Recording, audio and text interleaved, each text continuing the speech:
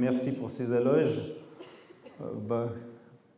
Patrick l'a déjà dit, je vais vous faire un cours aussi de français suisse. Vous le verrez, si vous ne comprenez pas quelque chose, n'hésitez pas à m'interrompre.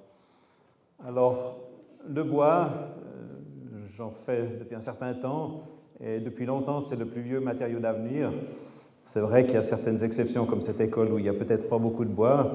Il n'empêche qu'aujourd'hui, je vais vous parler beaucoup de béton, ou en tout cas, peut-être que Créabois trouvera que je parlerai trop de béton, parce que finalement, aujourd'hui, on n'est plus vraiment dans la période sectaire où on prend le bois simplement pour le bois. Mais je pense que c'est toujours bien de rappeler que finalement, le bois existait aussi il y a quelques années pour faire des structures. Et la première ici, c'est une réalisation qui a été faite en Allemagne. Finalement, on se rend compte qu'à l'époque, donc si je reviens en arrière, en 1932, 150 mètres de hauteur, et à l'époque, c'était en bois massif.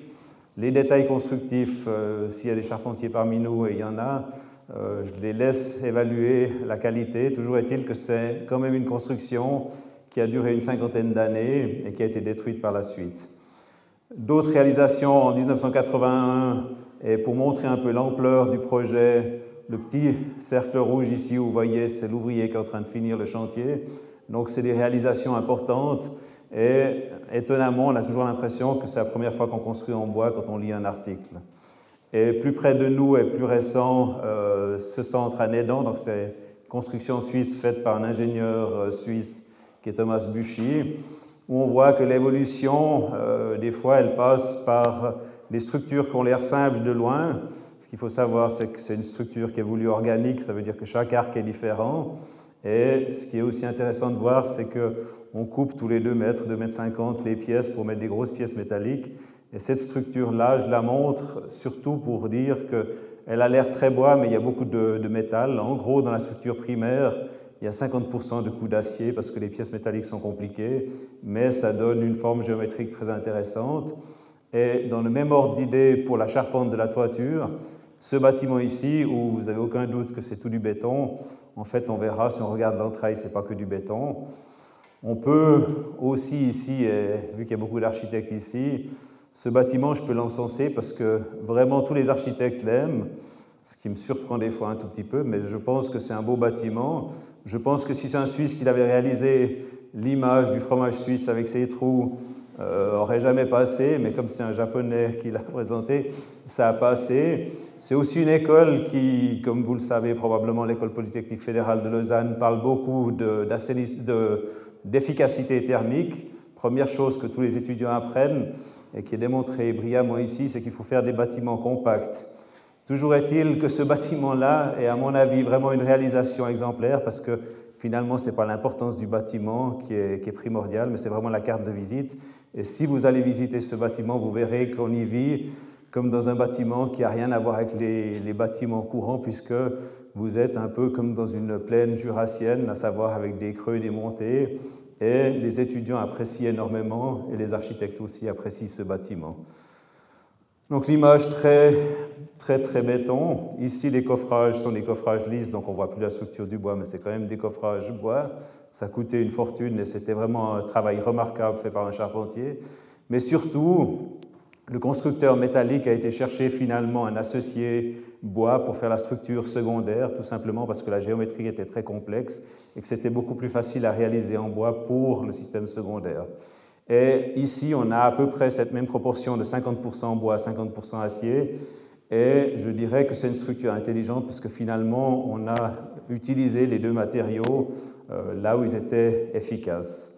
Et finalement, un bâtiment qui n'a pas l'air si impressionnant que ça de jour, de nuit, il impressionne un peu plus. Si on regarde de plus près, vous connaissez l'auteur de ce bâtiment puisque vous avez aussi un exemplaire d'une de ses réalisations en France, à Metz, avec ce bâtiment ici où on est vraiment dans la complexité maximale puisque les structures en bois ici ne sont pas cintrées dans un sens mais dans les deux, donc c'est des pièces qui sont faites dans l'espace, donc complexité maximum qui montre que finalement, si on a les moyens, parce qu'il faut quand même dire que ça coûte un peu plus cher, en l'occurrence c'est un club de golf où l'adhésion coûte 1 million, donc je n'ai pas pris les cartes de cotisants aujourd'hui, mais finalement si on veut, on arrive à faire des choses remarquables en tout cas dans la complexité, mais finalement aussi dans l'efficacité.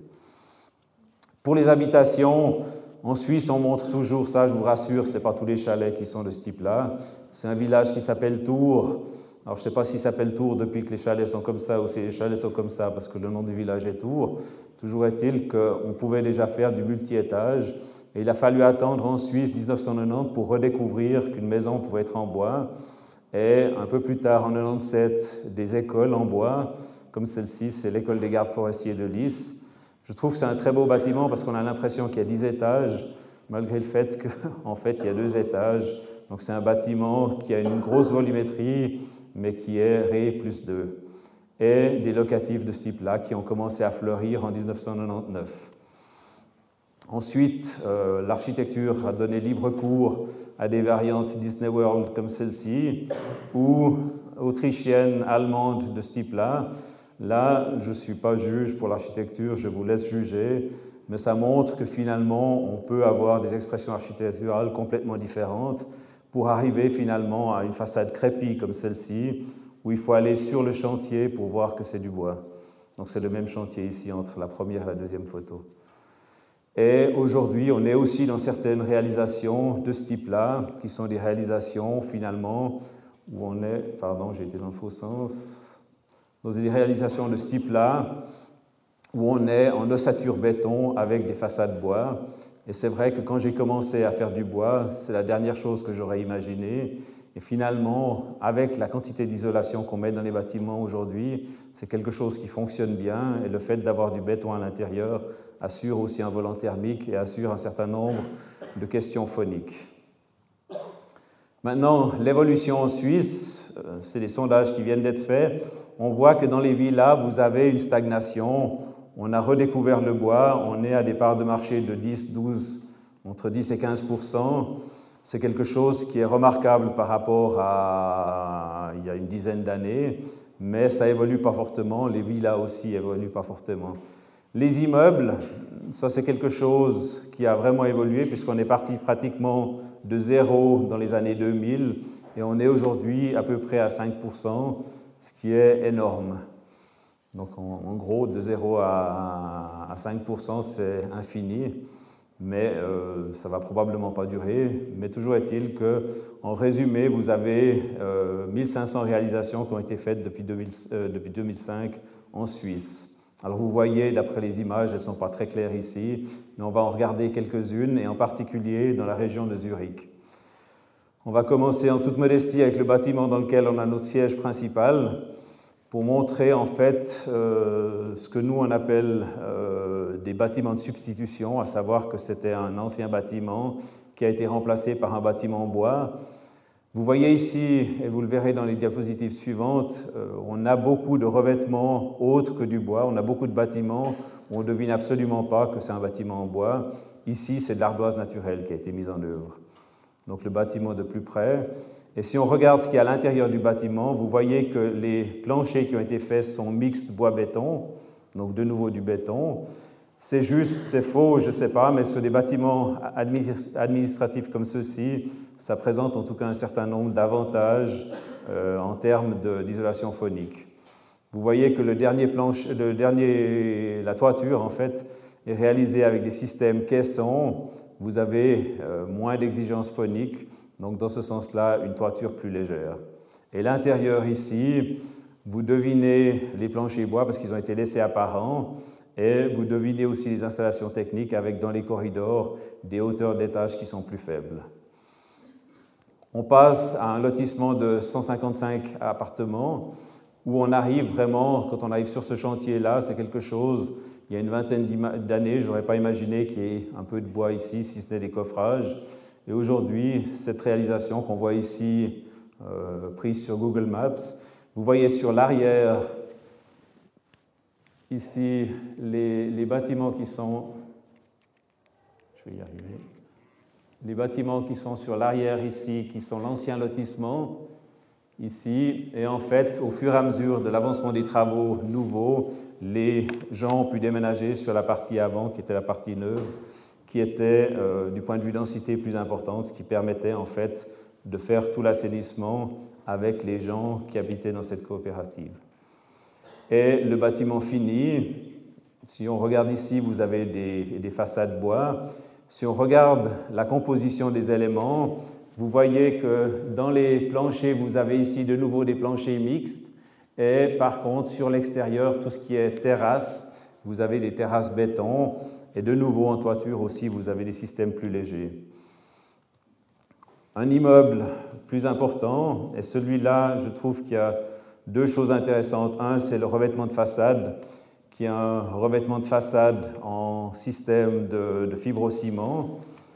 On le voit ici, on le verra plus loin, du fibrociment. Mais surtout, ce bâtiment est une nouvelle technique qui est relativement couramment utilisée maintenant dans la région de Zurich, qui a été amenée par quelques ingénieurs. Vous voyez, si vous commencez, vous avez le sous-sol en béton et après, vous avez une filière base qui est mise en place avec des tourillons et des éléments en bois, des poutres simplement rapportées. Alors pourquoi des poutres? Pourquoi une construction de ce type-là? En fait, on a un problème qui est le même que vous avec notre bois indigène et en particulier avec le bois de feuillu. Et cette façon-là permet de faire des travaux où le bois est traité pratiquement comme de la maçonnerie et où vous avez des pièces courtes, ce qui est important pour le bois de feuillu, parce que jusqu'à preuve du contraire, en Suisse comme chez vous, le bois de feuillu pousse malheureusement pas aussi droit que le bois de sapin ou d'épicéa. Donc quand on regarde la façade ici, vous voyez ces éléments de plaques. Alors ça pourrait aussi être, en France, on utilise relativement couramment de la terre cuite. Chez nous, ça s'utilise pour je ne sais pas quelle raison, très très peu. Mais finalement, c'est de nouveau une façade qui n'est pas une façade bois. Autre réalisation, toujours sur le même principe, mais ici avec des coursives de nouveau en béton sur l'ensemble du pourtour, ce qui permet de bien abriter les façades. Et là, si vous regardez la composition, vous retrouvez ces éléments qui sont les éléments porteurs ici en bois, avec cette fois des dalles complètement en béton, et sur l'extérieur, les terrasses et les coursives qui sont aussi réalisées en béton. Alors, quel est le meilleur système? Moi, je dis toujours, c'est dépendant de l'architecte, de l'ingénieur et de l'entreprise. Et il n'y a pas un meilleur système, il y a toute une série de systèmes. Et il y a des gens qui optimisent ces systèmes et qui y croient. Et dans ce sens-là, chacun a la possibilité d'évoluer dans le sens qu'il entend.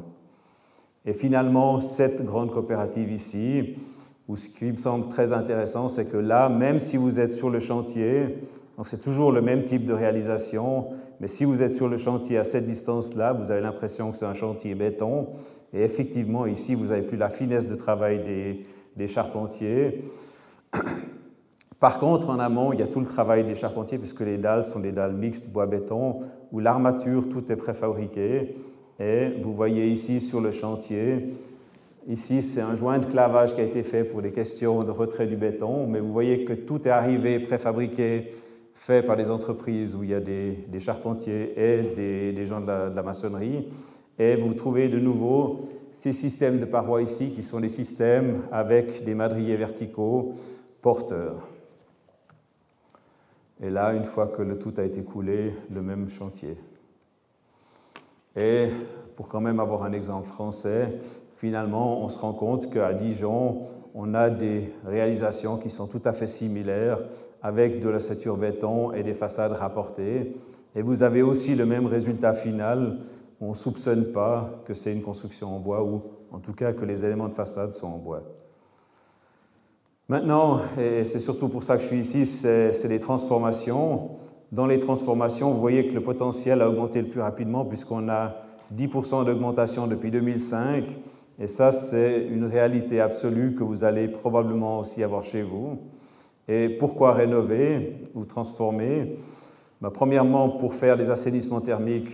Donc là, je vais faire rire les Français parce que l'assainissement chez vous, ça se passe plutôt au sous-sol. Donc chez nous, l'assainissement thermique, c'est la rénovation thermique, ou je ne sais pas comment vous l'appelez, mais c'est en tout cas pas l'assainissement thermique. Ce que j'entends par ici, c'est rapporter une isolation sur un bâtiment existant. Et la deuxième chose, c'est densifier. L'argument énergie, je trouve que ce diagramme est intéressant, premièrement parce qu'on voit le choc pétrolier, à quel point on est devenu intelligent depuis le choc pétrolier. On a quand même fait un effort, mais je crois que c'est simplement parce qu'on n'arrivait pas à faire plus, parce que finalement on continue à gaspiller notre énergie. Si on regarde d'où elle vient, ça c'est pour la Suisse, donc vous voyez que le nucléaire est encore raisonnable. En France, ce serait probablement une image légèrement différente. Toujours est-il que le gros problème, c'est le pétrole. Et si maintenant je reprends cette image et que j'enlève ce qui est énergie fossile et énergie nucléaire, je retrouve avec un tout petit truc là en haut qui sont les autres énergies renouvelables. En Suisse, mais comme par ici, vous avez de l'hydraulique et après vous avez un petit peu de bois ici. Qu'est-ce que ça veut dire? Ça veut dire que sur une consommation comme ça grande, il y a à peu près ça d'énergie renouvelable. Et ce qui est impressionnant, c'est que la presse parle que de ça. Et quand on lit la presse sans lire les chiffres, on a l'impression qu'on est en train d'arriver à 50 ou 80% d'énergie renouvelable. Ces chiffres montrent qu'on a encore un effort à faire. Et on a certainement cet effort-là à faire, mais ce que me fait dire ce tableau surtout, c'est que si on n'économise pas l'énergie, donc si on n'isole pas nos bâtiments, on court à la catastrophe. Et ça, c'est d'autant plus vrai que 50% de notre énergie passe dans le chauffage. Et si on voit, et ça c'est vraiment que ce soit en Suisse ou en France, ou en Allemagne ou en Autriche, on voit que tous les bâtiments, dans les configurations extrêmes, on arrive à économiser 90% de l'énergie , sans aucun problème. Bon, non, pas tout à fait sans aucun problème, mais disons, on arrive à des économies de 90%. Donc ça veut dire qu'il y a moyen de faire mieux. Et après, les déplacements, ça c'est le deuxième gros point avec 25% de déplacements ou d'énergie utilisée pour les déplacements. Et finalement, l'argument environnement construit, en Suisse, on a par habitant 400 mètres carrés de surface opacifiée, donc des toitures, des routes, etc. Et je pense que cette image illustre bien à quel point on a des cités ou des zones périurbaines où finalement, si on enlève les routes, les toitures, il nous reste un tout petit peu de gazon. En fait, on a maximisé ou optimisé le rendement pour le pauvre père qui passe la tondeuse. C'est à peu près ça qu'on a l'impression qu'on a fait dans ces quartiers. Donc, finalement, ce serait peut-être plus intelligent de construire autrement qu'avec des villas. Je peux me permettre de le dire parce que j'habite dans une villa. C'est vrai que le terme villa, ce n'est pas ce que vous utilisez, maison individuelle, je crois. L'argument politique en Suisse, on a une stratégie 2050. Nos politiciens ont réfléchi et dedans, il y a l'efficacité énergétique. Et ce qui nous fait bien sûr très plaisir, c'est que dans la table des matières, le premier et le troisième point sont ceux auxquels on croit, à savoir le bâtiment, donc assainissement thermique, et la mobilité. Et nous, on exprime ça en Suisse, vous l'avez peut-être vu dans les premières diapositives, avec l'énergie, on a le label Minergie, mais on a aussi actuellement ce qu'on appelle la société 2000 watts, et la Suisse aimerait, dans sa politique, tendre vers une consommation de 2000 watts. Alors vous me direz que 2000 watts, c'est une puissance et ce n'est pas une quantité d'énergie. Ça veut dire quoi? Ça veut dire qu'avec 2000 watts, c'est comme si on a un moteur qui travaille toute la journée pour vous, pour chaque individu, et un moteur qui fait 2000 watts. Donc c'est déjà pas mal. Et si on réfléchit un tout petit peu, ce qu'on se rend compte, c'est que dans les années 60, on était dans ces ordres de grandeur et que, en fait, tout simplement, on a l'impression que dans les années 60, où arrive à 2000 watts, c'est vraiment le retour aux hommes des cavernes. En fait, non, on vivait très bien, mais tout simplement, on dépensait l'énergie un peu plus raisonnablement. Donc aujourd'hui en Suisse, mais comme en France, on est autour de 6000 watts.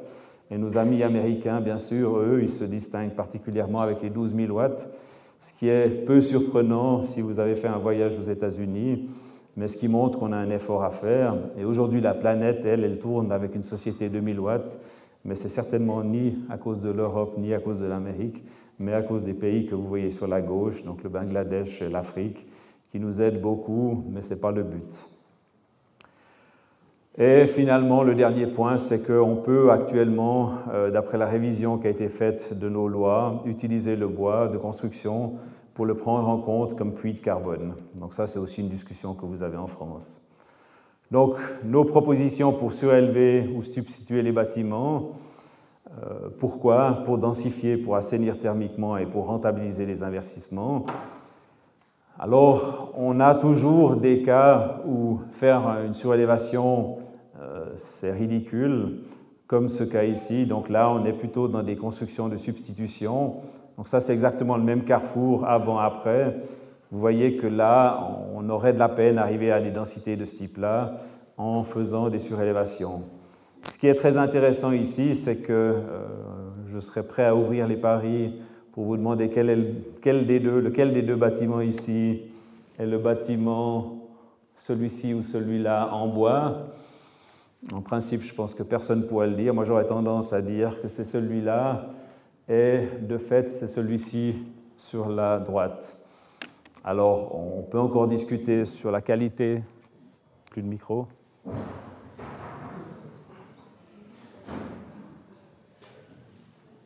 Sur la qualité, on va essayer l'autre. Ou autrement, j'essaierai sans micro. Ça marche?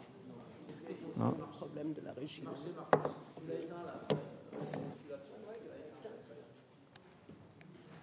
Vous m'entendez? Non.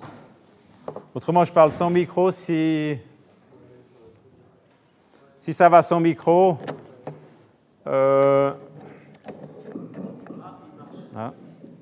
donc, si vous regardez les deux bâtiments, celui qui de fait est en bois est le clair ici, et je soupçonne l'artiste qui a fait les décorations dessus de vouloir montrer qu'il est en bois en montrant qu'on a déjà beaucoup de moisissures sur les façades, parce que je dirais que ici la décoration, elle est en tout cas discutable à mes yeux. On ne va pas rentrer sur des polémiques. Maintenant, hormis les substitutions, il y a les surélévations. Et là, je dirais que l'obstacle majeur, c'est vraiment les règlements de construction. Et une ville a fait un effort très particulier, c'est la ville de Genève, qui a légiféré et qui a créé des zones dans lesquelles on avait défini les surélévations possibles. Et si on regarde sur l'ensemble de la ville de Genève, ça correspondait à 10 000 logements supplémentaires qu'on peut réaliser et en gros à 1 million de mètres carrés de planchers supplémentaires. Donc c'est vraiment une démarche très très intéressante. Ce qui est des fois plus difficile, c'est qu'au niveau des applications des règlements et aussi au niveau, en Suisse, on a une association de propriétaires des locataires qui est extrêmement fort. On a des très gros risques pour les propriétaires d'avoir un chantier qui est bloqué pendant 4 ans, et si vous avez votre locatif qui est vide pendant 4 ans, vous n'avez pas vraiment fait une bonne opération, en tout cas pas dans un premier temps, ce qui freine beaucoup d'investisseurs. Les avantages, parce qu'il y a des avantages, c'est le faible poids propre, c'est l'encomblement réduit et c'est la rapidité de mise en œuvre. On l'exprime de cette façon-là. Vous avez un facteur 5 entre le poids propre du bois et du béton. Et si vous regardez plus précisément, vous avez un taux de remplissage entre le bois et le béton de 0,5 pour le bois et vous arrivez finalement à un facteur 10. Et ça, c'est des choses qui commencent à compter si vous faites de la surélévation. Donc on le voit ici, vous avez 5% d'augmentation du poids propre si vous travaillez purement en bois par rapport à 50% si vous travaillez avec des matériaux lourds. Et là, vous me direz, probablement, on va utiliser des planchers mixtes bois-béton. Ce qu'on voit souvent dans les surélévations, c'est que vous n'avez pas les problèmes phoniques parce que vous êtes sur un niveau ou 2 niveaux avec des appartements qui courent sur les 2 niveaux. Donc, on arrive à faire des structures qui sont vraiment légères. Et c'est vraiment un argument, je passerai le jeu de mots, mais c'est un argument de poids pour les réalisations de surélévation. L'épaisseur des murs, elle joue aussi bien sûr un très grand rôle puisque vous avez une place qui est définie et dans ce sens-là, vous avez l'isolation dans l'épaisseur du système porteur et vous avez aussi ici un facteur 2 d'encombrement. Et la vitesse d'exécution, on peut la montrer sur toute une série de chantiers, je l'illustre simplement par ce levage. Et le corollaire, c'est que généralement, on arrive à des coûts avantageux avec les surélévations, ce qui n'est pas toujours le cas pour des constructions neuves en bois. Les arguments généraux restent valables, donc le matériau est disponible. Vous le voyez ici, la Norvège exploite ses forêts comme on devrait les exploiter si le but d'une forêt est l'exploitation, avec un stock de 62 mètres cubes par hectare. L'Allemagne et la Suisse Et surtout la Suisse est particulièrement spécialisée non seulement dans les banques, mais aussi dans les forêts pour la thésaurisation avec 360 mètres cubes. Et la France, mine de rien, avec la sous-exploitation que vous avez chez vous, gentiment va nous rattraper. Mais toujours est-il que, en fait, le matériau est disponible en abondance. Malheureusement, dans le grand public, ce n'est pas toujours connu le fait qu'utiliser la forêt, c'est bon pour la forêt. Le stockage du CO2, je pense que vous avez vu suffisamment d'affiches avec 1 mètre cube de bois stocke 1 tonne de CO2. En principe, quand je dis ça, c'est complètement faux parce que vous me direz comment stocker 1 tonne dans un matériau qui pèse 500 kg, parce que 1 mètre cube de bois, c'est 500 kg. En fait, il n'y a que le carbone qui est stocké, l'oxygène est renvoyé dans l'air. Donc il y a 250 kg de carbone dans 1 mètre cube de bois, le reste partant en oxygène. Et ça, on l'a illustré de cette façon-là. Vous avez des fois ces tabelles qui sont données en mètres cubes de matériaux ou en kilos de matériaux. Et ici, finalement, on ne construit pas des kilos ou des mètres cubes, on construit des mètres carrés de surface isolée ou de surface de façade. Et on voit ici que pour une construction standard ici, vous avez relativement peu d'émissions de CO2 et surtout vous avez un stockage par rapport à d'autres matériaux. Donc on voit qu'en termes de durée de gestion de CO2, la construction en bois amène ses avantages. Et maintenant, on va passer à ce qui vous intéresse finalement, c'est les exemples, avec la première qui sont dans les surélévations. Et ça, j'aime bien montrer parce que moi, j'ai vécu dans ma jeunesse dans une villa qui ressemblait à ça. Quand j'y suis arrivé, quand j'étais jeune, je trouvais ça top. Quand j'ai fait mon école d'architecture, j'ai commencé à détester, mais toujours est-il que c'est à peu près notre paysage quotidien, et je crois qu'en France, c'est pas beaucoup mieux. On a un certain nombre, vous les appelez les pavillons, nous on les appelle les villas. Toujours est-il que je crois que les architectes, en tout cas en Suisse, sont allergiques à ce genre de construction. Alors rassurez-vous, il y a moyen de les transformer en ce genre de construction. Alors ce n'est pas forcément ça que vous devez faire parce que vous n'aimez pas forcément les caisses. Toujours est-il que vous pouvez en tout cas en faire autre chose que ce qu'il y avait à l'origine. Et l'avantage, ou un des avantages que vous avez quand vous faites ce genre de travaux, c'est que vous avez un terrain déjà arborisé. Et aujourd'hui, tout simplement, le problème, c'est qu'on n'a plus de terrain, donc il faut trouver des terrains. Et finalement, l'architecture n'est pas perdue. On voit qu'on peut faire des transformations. Ici, une deuxième villa, cette fois, où on a divisé par 7 la consommation d'énergie. Par contre, on a doublé la surface habitable. Et vous voyez qu'on passe, si je reviens en arrière, d'une villa à un petit locatif. Et on s'est rendu compte que le potentiel, nous, quand on a commencé à étudier les surélévations, on voyait centre-ville, centre-ville, centre-ville. Et finalement, le potentiel, que ce soit chez nous ou à Grenoble ou dans n'importe quelle ville, finalement, en périurbain, vous avez des possibilités gigantesques. Vous avez certainement aussi ce genre de construction. Ici, en l'occurrence, c'est l'Autriche, qui laisse aussi un certain potentiel de créativité, puisque après transformation et surélévation, vous avez ce bâtiment ici, qui a légèrement changé, avec son intérieur qui a aussi, alors je n'ai pas les photos intérieures du bâtiment original, mais qui a certainement subi quelques transformations. Et finalement, cette réalisation qui est à mon avis une des plus exemplaires, parce que finalement vous arrivez avec une construction qui était vraiment le super bas de gamme, à savoir des constructions qui ont été faites après-guerre, très rapidement, avec une répétitivité maximum. Ce genre de construction, vous arrivez à les transformer en ce bâtiment ici. Et ça, c'est déjà impressionnant. Mais si on regarde pendant les travaux, vous avez ici ces 3 bâtiments. Donc on est sur le 3e ici.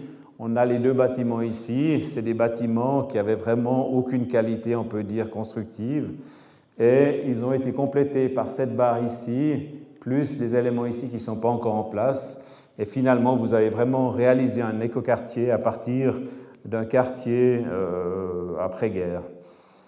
Donc le bâtiment fini ici, vous voyez les bâtiments originaux que vous avez ici, les 3, et vous voyez la partie sur l'avant qui a été construite et la partie sur l'arrière qui a été rajoutée aussi, donc une densité vraiment maximum. Et là, je pense que ça vaut la peine de réfléchir avant de tout raser. Dans ces conditions-là, on peut faire des réalisations exemplaires.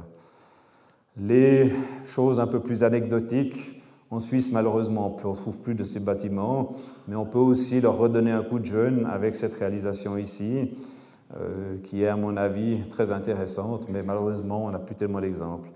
Et les Uriquois, qui feront toujours plus gros, ont dans leur friche industrielle, donc les Uriquois, pour vous donner un ordre d'idée de ce que c'est nos Parisiens, à savoir, c'est les gens qui ont toujours quelque chose de plus gros et plus cher et plus important.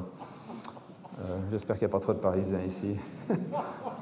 Et nos Uriquois ont aussi ici une réalisation qui est vraiment dans son ampleur, très impressionnante. La chose qu'on pourrait regretter ici, c'est qu'il n'y a pas d'isolation périphérique qui a été faite sur le bâtiment original. Et je finis de nouveau, comme tout à l'heure, avec une réalisation française. C'est un terme qu'on n'a pas du tout chez nous, c'est les dents creuses, avec cette réalisation ici qui s'est faite sur Paris. Et finalement, où on voit dans l'eau surélévation un argument de poids aussi, c'est que vous avez des surfaces locatives supplémentaires. Et en général, si vous les aménagez de cette façon-là et si vous avez cette vue, c'est des surfaces qui permettent de rentabiliser l'ensemble de l'opération. Le tout est résumé avec beaucoup plus d'exemples dans un livre que Créabois peut vous mettre à disposition. Et finalement, on passe un pas plus loin, c'est en fait le nouveau livre sur lequel on travaille, c'est ces fameuses rénovations thermiques. Vous voyez que je m'habitue au français.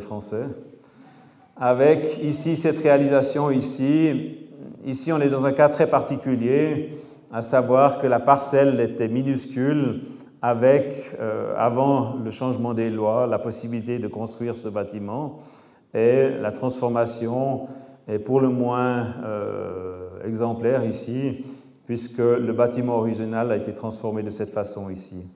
Et vous voyez que de nouveau, c'est une construction en bois, des façades rapportées en bois, mais avec un revêtement ici éternite sur la face extérieure. Donc là, on voit la parcelle, et je vous le dis, disons, vous devez me croire sur parole, c'est que si on démontait le bâtiment, finalement, on pouvait reconstruire beaucoup plus petit, et dans ce sens-là, l'assainissement thermique, qui était quand même conséquent, était une solution qui était rentable. On voit donc, je pense que certains le connaissent ici, c'est Konrad Lutz qui a fait cette réalisation. C'était un précurseur et aujourd'hui il est toujours dans des épaisseurs d'isolation qui pour le moins sont étonnantes, en tout cas l'auraient été il y a quelques années. Et ce bâtiment-là a fait l'objet d'études très poussées avec en fait toutes les analyses de pont de froid. Alors, vous voyez ici, vous avez un caisson de store, c'est clair que vous avez un affaiblissement de l'épaisseur d'isolation. Vous voyez ici aussi qu'au niveau des liaisons qui ont été faites pour les façades rapportées, ça a été analysé. Et finalement, l'autre élément qui a été analysé, c'est aussi ces balcons suspendus. Vous voyez ici qu'ils sont fixés par des pièces métalliques, c'est clair que ces éléments sont les affaiblissements. Alors en Suisse, pourquoi réaliser des balcons suspendus ? Puisqu'on peut les poser finalement sur le sol, c'est ce qui se fait dans la plupart des cas. Suivant dans quelle commune vous êtes, vous avez, avec le pilier sur l'avant, vous devez prendre le balcon comme une surface construite. Et c'est complètement idiot. C'est d'ailleurs contraire à tout ce que veut la politique qui veut des assainissements thermiques. On oblige à suspendre les bâtiments, on crée des ponts thermiques, et ça simplement parce que quelqu'un a décidé un jour que si un pilier qui arrive jusqu'en bas, c'est une partie de la surface construite. Et ça vous péjore naturellement, bien sûr, le résultat financier que vous pouvez avoir sur une opération.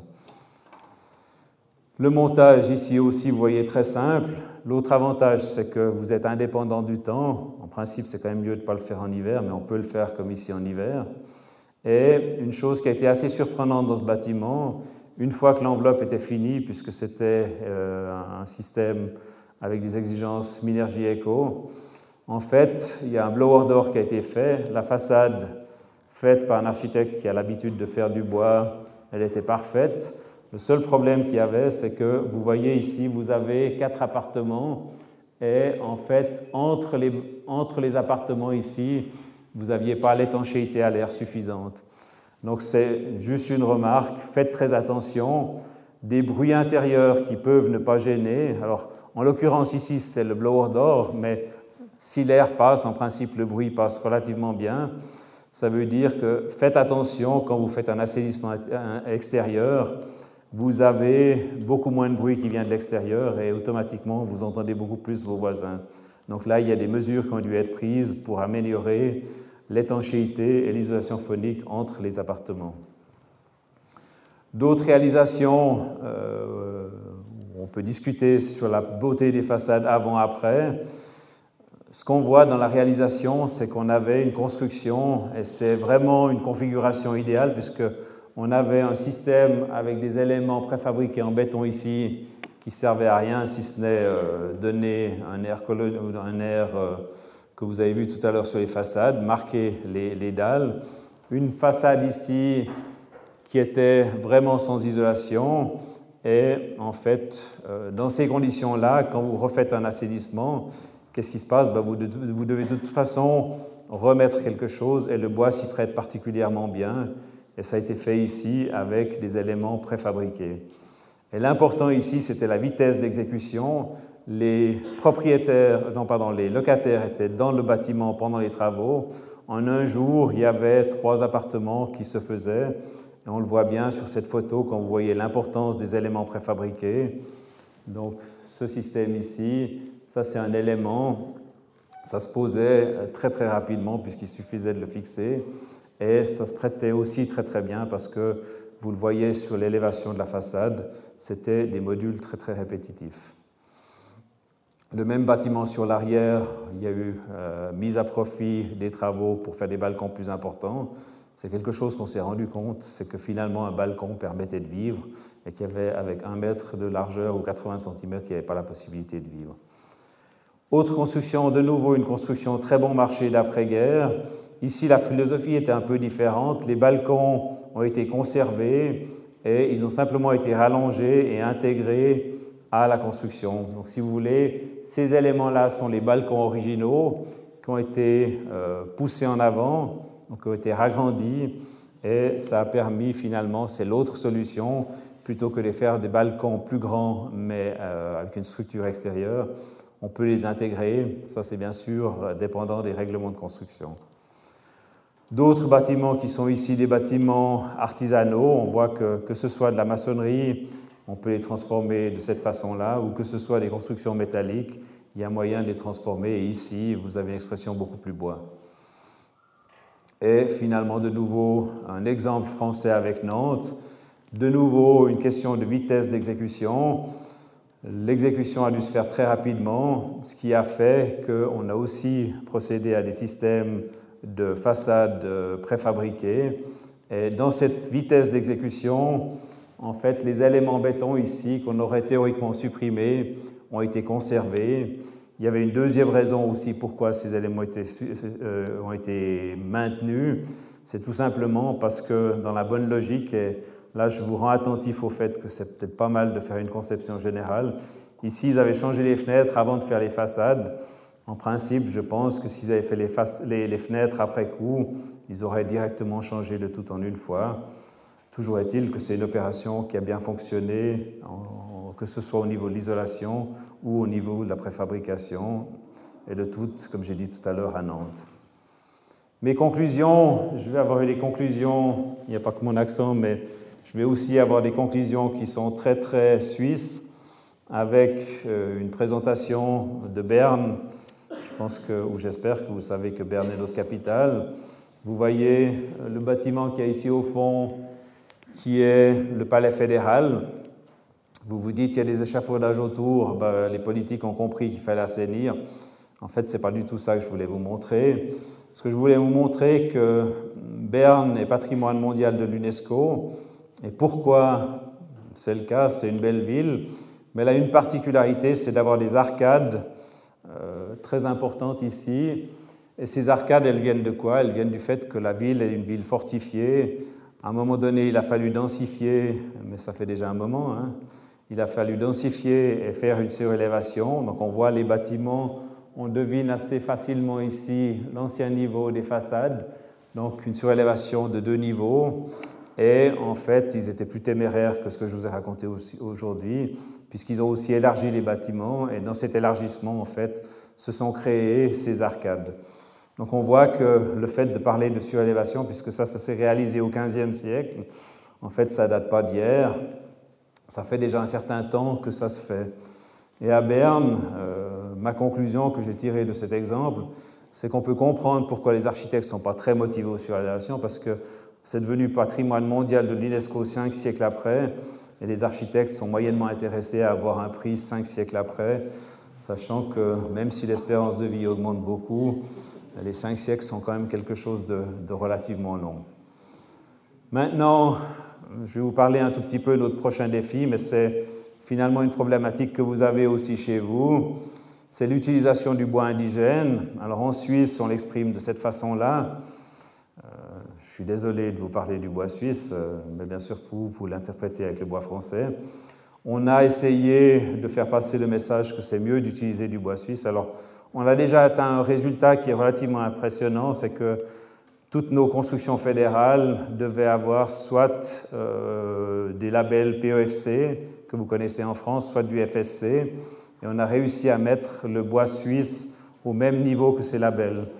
Pourquoi? Tout simplement parce que notre exploitation forestière, elle est tellement sévère qu'en fait, vous êtes de toute façon meilleur que le PEFC ou que le FSC.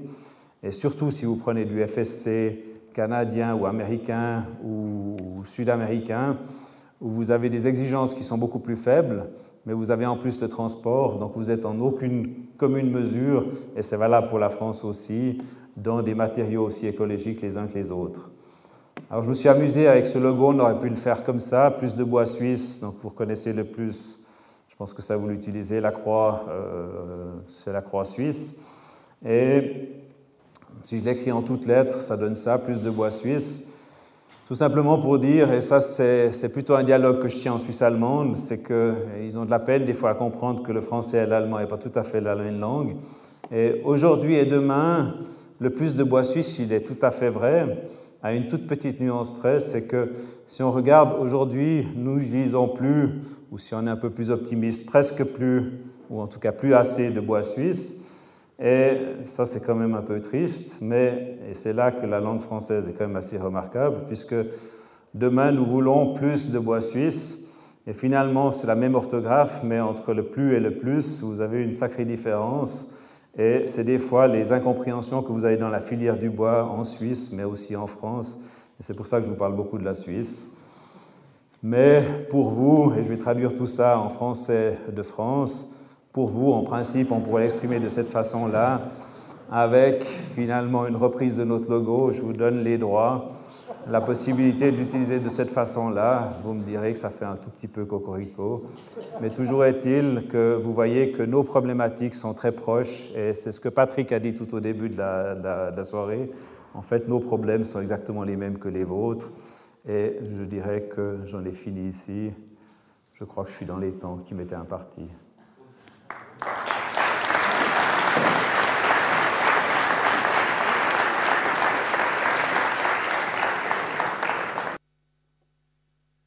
Bonsoir, donc je me présente Éric Seguin, donc de l'atelier d'architecture Paul et Seguin à Grenoble. Donc moi je vais vous parler d'une surélévation pas du tout locale, pas du tout de Grenoble, donc de Nemours, donc l'hôtel Ibis de Nemours.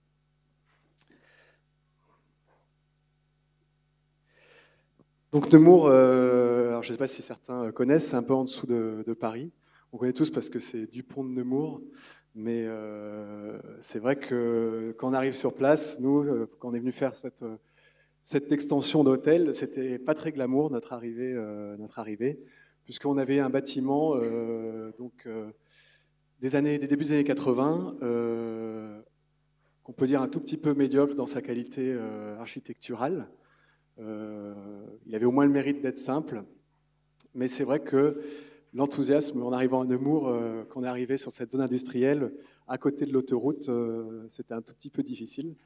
On avait une demande qui nous avait été formulée par téléphone et par mail pour ce premier rendez-vous, qui était très froide, très claire, très directe de la part du maître d'ouvrage, qui était une extension en aile d'à peu près une quinzaine de chambres. Voilà. Il faut bien comprendre que là, on travaillait pour des franchisés. Donc le groupe Accor se séparait en fait d'un hôtel Ibis qui était en fait très déclinant.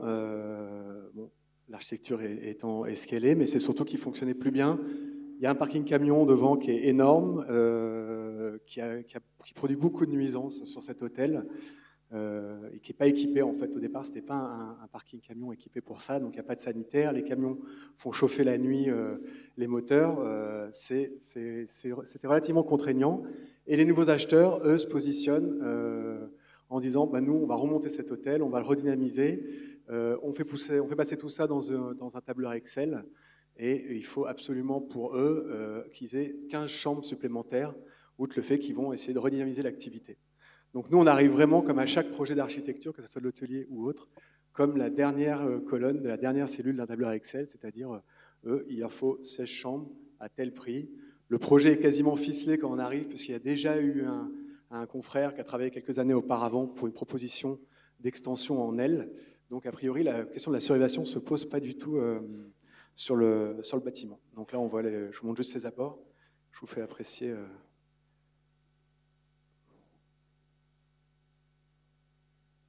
Hein, c'est pas mal. L'autoroute, le parking camion. Une végétation qui était la partie finalement la plus sympathique, mais qui masquait pas mal l'hôtel et qui est invisible quasiment depuis l'autoroute. Hein. Ce qu'il faut savoir, c'est que quel que soit le groupe hôtelier, la grande stratégie, c'est quand même d'être placé sur un flux et d'être vu depuis ce flux. Donc en l'occurrence, là, le bâtiment était relativement caché. Il y avait bien un petit totem qu'on aperçoit, je ne sais pas si j'ai le pointeur, mais qu'on aperçoit un petit totem qui allait être démonté, puisque, en fait, pour des questions de réglementation autoroutière, il n'était pas aux normes. Donc, une fois ce grand panneau Ibis démonté, on ne verrait plus du tout l'hôtel depuis l'autoroute. Donc, je l'ai dit, on fait face à un maître d'ouvrage sur cette première réunion avec sa demande froide de 15 à 20 chambres. Mais tout de suite, on décèle d'autres besoins en fait, sous-jacents, notamment cette question de la visibilité. Là, il y a la petite coupe en bas qui vous représente en fait, la situation de l'hôtel par rapport à l'autoroute. La question des dépenses énergétiques trop importantes, ça fait quasiment partie de toute la discussion autre. Donc le maître d'ouvrage était focalisé sur cette extension, mais il nous dit, bah, voilà, c'est mon deuxième hôtel que je reprends. Vous pouvez vous imaginer les charges que ça me représente. Bon, voilà. Donc soyez vigilants quand vous allez faire cette aile en extension sur le côté. Soyez vigilants, évidemment, dans le bon respect des normes. Donc suite à ça, on assiste à des scènes assez incroyables. Donc c'est un petit bâtiment, c'est un R+1, il n'y a pas d'ascenseur. Et on assiste le matin à une scène incroyable du linge qui est jeté de la mezzanine. Donc il y a les rôles qui arrivent et ils se jettent le linge de la mezzanine en bas pour le linge propre, les paquets de linge propre au moment où les clients partent, pour se les passer pour alimenter les chambres et les lingeries d'étage. Donc on voit bien qu'en plus, comme on est sur un bâtiment R+1 qui n'a pas d'ascenseur, ce n'est pas idéal pour un fonctionnement hôtelier. Donc c'est vrai que tout ça, ça nous invite à proposer, en fait, dès la deuxième réunion auprès du maître d'ouvrage, finalement de partir sur un avant-projet, une esquisse en proposant la surélévation. On en a déjà parlé, Marcus Poser en a beaucoup parlé, mais c'est sûr qu'il y a déjà une économie dans le projet au niveau du foncier, puisque effectivement, il y a bien sur cette zone industrielle un caisse. Et c'est tellement vrai que l'hôtelier est en train d'envisager la construction d'un restaurant à côté.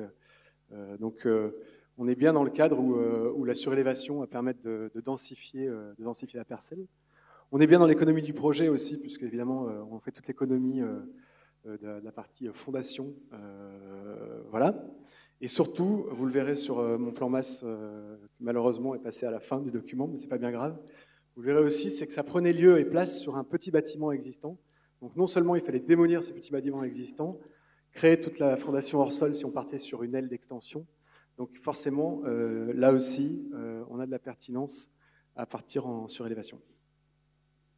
Et puisqu'on parlait tout à l'heure des scènes abracadabrantesques de distribution du linge et des circulations non optimisées dans cet hôtel, et bien évidemment, en proposant une surélévation, on propose au maître d'ouvrage de réhabiliter, du coup de créer un ascenseur qui dessert le niveau existant plus le niveau projet. Voilà. Enfin, ça permet, et c'est lié aussi à la visibilité du bâtiment, mais ça permet aussi on fait déborder, vous allez voir après sur les images, on fait déborder la surélévation très légèrement et on réhabille les façades et on réisole les façades de l'existant. Donc on crée une unité architecturale et un bâtiment beaucoup plus lisible. Donc ça, on a le bâtiment existant, puisque donc une fois qu'on avait avancé tous ces arguments, la maître d'ouvrage était très réceptif, mais il y a quand même des contraintes assez spécifiques pour mettre en œuvre maintenant cette surélévation. Le premier problème, c'est que le standard des chambres chez Ibis, c'est quelque chose de très défini. Et qu'en 30 ans, le standard a complètement changé. On a une trame porteuse aujourd'hui dans les étages existants de chambres de 2,65 m. Or, le standard de la chambre Ibis, qu'il n'est absolument pas question de révolutionner à l'occasion du projet, est aujourd'hui de 2,95 m. Donc, il était hors de question de créer finalement le même étage existant en surélévation. Donc, on avait bien un problème déjà de redescendre les charges sur les voiles existants, sachant que nos voiles d'étage n'étaient pas superposées. Donc là, en fait, on crée des cadres porteurs qui portent sur la périphérie du bâtiment et qui vont s'accrocher sur une poutre qui en fait correspond au dessin du couloir de distribution d'étage, qui elle a ses connecteurs placés aux bons endroits pour retomber sur les voiles porteurs inférieurs. Deuxième problème, toujours lié au changement de trame, c'est qu'un couloir d'hôtel aujourd'hui, une aile d'hôtel, c'est donc un couloir des chambres de part et d'autre, avec souvent accolé en symétrie pour optimiser la gaine, une seule gaine pour 2 salles de bain. Donc on a aussi toutes ces souches qui débouchent en toiture. On les voit peut-être pas, on les voit pas sur le dessin, mais on avait toute une série de souches aussi qui débouchaient en toiture, qui ne correspond pas forcément aux nouvelles salles, l'emplacement des nouvelles salles de bain, puisque la trame des chambres et le plan des chambres est différent. On a 22 chambres dans l'existant, il me semble, et on en a 17 dans la surélévation. Donc il faut que dans l'espace entre l'ancienne toiture et la création de cet étage de chambre, dévoyer également les ventilations de chute. Voilà. Dernier problème lié à la trame, et pas des moindres, en créant cette surélévation, on change l'hôtel de catégorie. Donc en ERP. Alors je ne vais pas trop rentrer dans le détail, mais c'est quand même compliqué de monter dans une catégorie en ERP, d'autant qu'on est obligé là de désenfumer les étages inférieurs. Donc complexe, mais la chance c'est que dans le plan de ces couloirs existants, il y a 2 emplacements, 2 zones vides qui permettent de passer 2 gaines. On a fait correspondre au plan du couloir supérieur et on arrive à désenfumer l'hôtel. Donc c'est vrai quand même que d'une idée assez simple, assez basique, de dire oui, on va surélever pour toutes les raisons que je vous ai invoquées, c'est pertinent pour tel. En fait, techniquement, il y a quand même une sacrée gestion pour arriver à sortir cette surélévation d'hôtel. Voilà.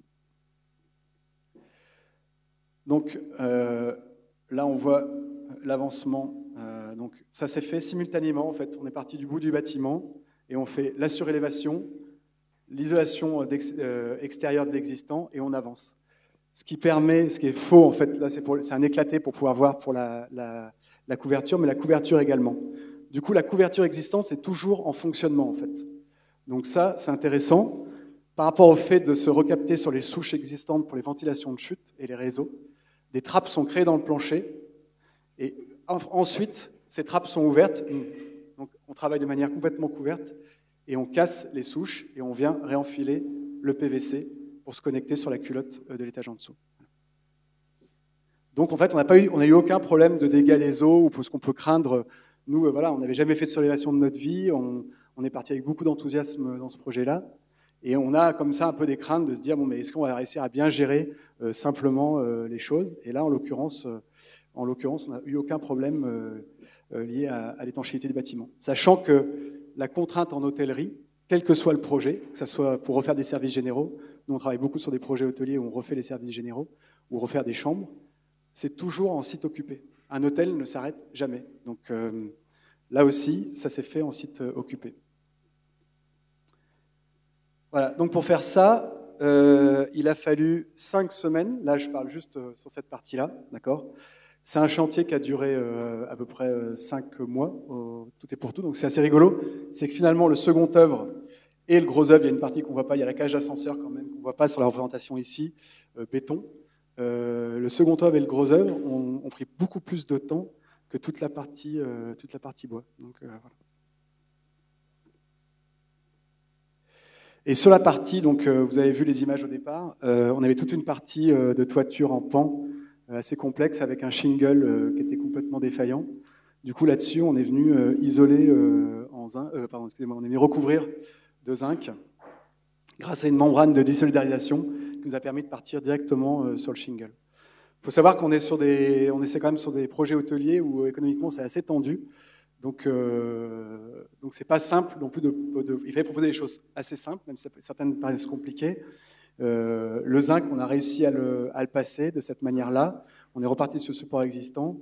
Une isolation a été faite ensuite par-dessous à l'occasion de la réfection des services généraux.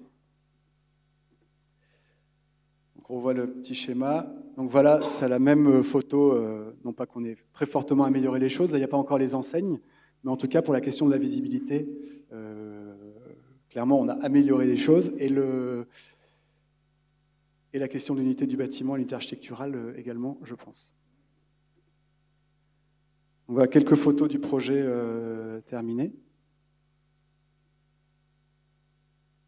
Donc là aussi, je rebondis sur la couleur des fenêtres. Et ben, en fait, on avait les fenêtres existantes. Donc effectivement, pour des questions économiques et après d'unité, les fenêtres à l'étage sont bien en PVC blanc. Voilà.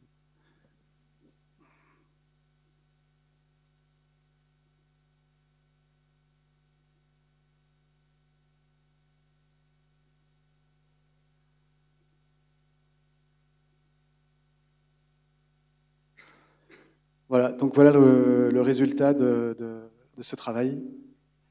Je ne sais pas si vous avez des questions.